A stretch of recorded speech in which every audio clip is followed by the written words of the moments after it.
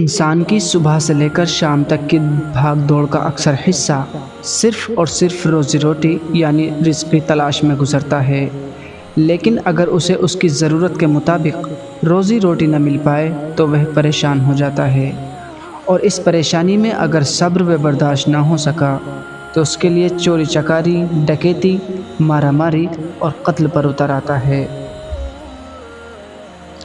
کبھی کبھی ایسا ہوتا ہے کہ اچھا خاصا چلتا ہوا کاروبار ٹھپ ہو جاتا ہے اور ہم مصیبت میں آ جاتے ہیں، کیونکہ اس سے ہماری زندگی چل رہی ہوتی ہے۔ اس لیے میں آج آپ کو کچھ ایسے طریقے بتانے والا ہوں جسے آپ نے اپنی زندگی میں عمل کر لیا تو انشاءاللہ آپ ایک سکون بھری زندگی جی پائیں گے۔ نمبر 1، نماز پڑھنا۔ انسان کی زندگی میں برکت اللہ تعالیٰ نے نماز میں رکھی ہے۔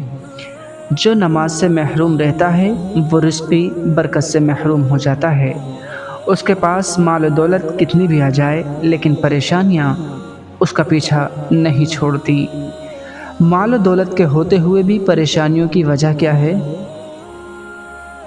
وجہ یہی ہے کہ اس کی زندگی اور مال میں برکت نہیں ہے، صرف اور صرف مال کی کثرت زیادتی ہے۔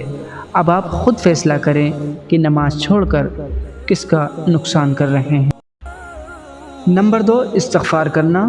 استغفار کا مطلب ہوتا ہے کہ اپنے گناہوں کی معافی مانگنا، چاہے وہ جان بوجھ کر کیے ہوں یا انجانے میں، لوگوں کے سامنے کیے ہوں یا اکیلے میں۔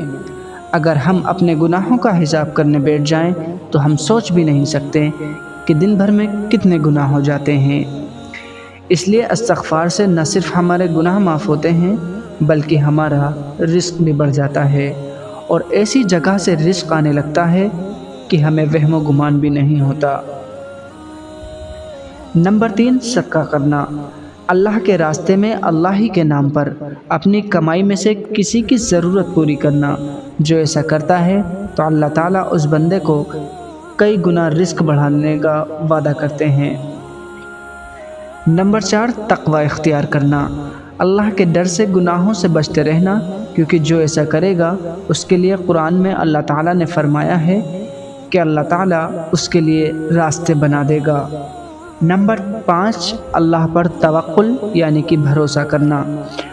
جو اس بات پر بھرپور یقین رکھتا ہے کہ دینے اور عطا کرنے والی ذات صرف اور صرف اللہ ہی کی ہے تو اللہ تعالیٰ اس کے رزق میں بڑھوتری کر دیتے ہیں، اور شک کرنے والے تو ویسے بھی دنیا میں ہر کسی پر شک کی وجہ سے پریشان ہی رہتے ہیں۔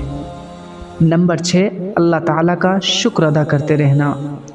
اگر آپ اللہ تعالیٰ کی دی ہوئی نعمتوں کا شکر ادا کرتے ہیں زبان سے، دل سے اور عمل سے، تو اللہ تعالیٰ ان تمام نعمتوں میں اضافہ کرنے کا وعدہ کر چکے ہیں۔ نمبر 7، ماں باپ کی فرما برداری کرنا۔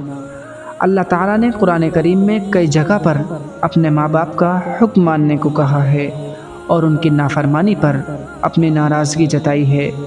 اس لیے اگر اپنے ماں باپ کی عزت اور خدمت کرتے ہیں تو اللہ تعالیٰ نہ صرف خوش ہوتے ہیں بلکہ روزی میں اضافہ کر دیتے ہیں۔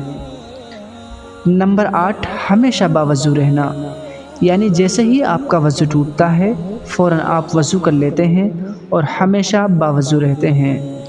تو اس پر ہمارے پیارے نبی صلی اللہ علیہ وسلم نے رزق اور روزی میں خوب برکت کا وعدہ فرمایا ہے، اور صحابہ اور بزرگان دین کا اس پر عمل رہا ہے۔ نمبر 9، رشتہ داروں سے اچھا سلوک کرنا۔ حدیث میں صلہ رحمی یعنی رشتوں کو جوڑنے پر بہت زور ڈالا گیا ہے، اور اس کو برکت کی وجہ بتایا گیا ہے کہ اس سے انسان کی زندگی میں برکت ہوتی ہے۔ اس لیے جو رشتہ دار تم سے رشتہ توڑیں ان سے بھی اچھی طرح سے پیش آؤ، اور رشتہ جوڑنے کی بات کرو، توڑنے کی نہیں۔ نمبر 10، غریبوں کی مدد کرنا۔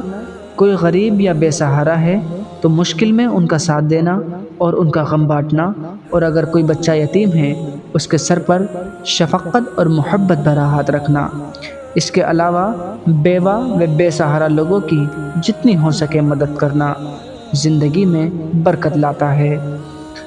نمبر 11، سورہ واقعہ پڑھنا۔ اللہ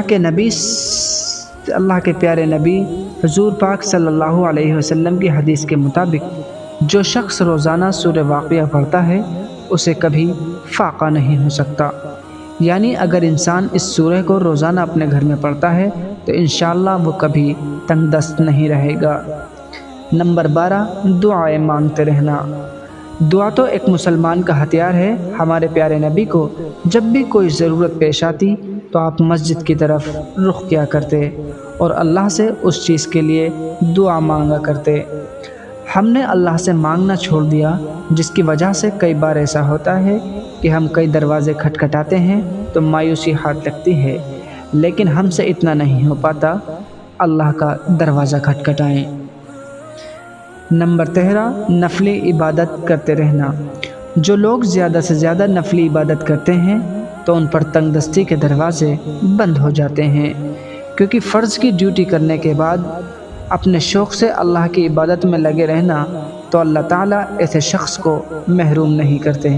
اللہ تعالیٰ فرماتے ہیں کہ تو عبادت میں کثرت نہیں کرے گا تو میں تجھے دنیا کے کاموں میں الجھا کے رکھ دوں گا۔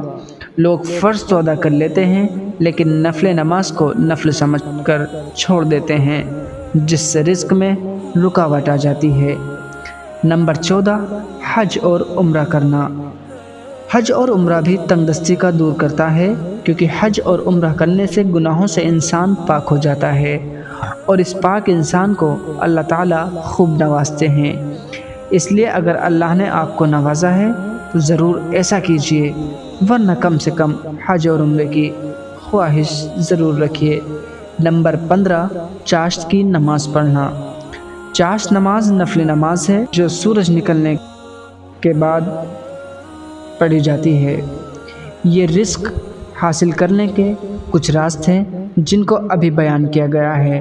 اللہ تعالی ہم سب کو ان پر عمل کرنے کی توفیق عطا فرمائے۔